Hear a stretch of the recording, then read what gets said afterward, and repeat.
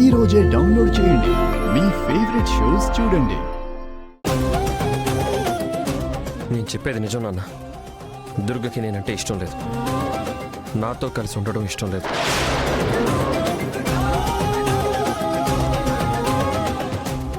ఇష్టం లేకుండానే ఇలా ఎన్ని రోజులు? అందుకే విడాకులు ఇచ్చేస్తాను.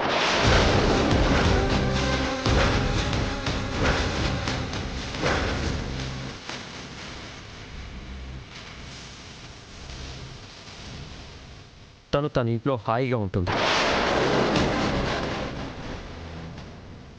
రే, పిచ్చేమైనా పట్టుండదా నీకో?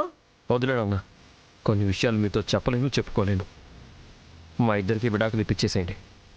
తన బతికేదో తను బతుకుతుంది.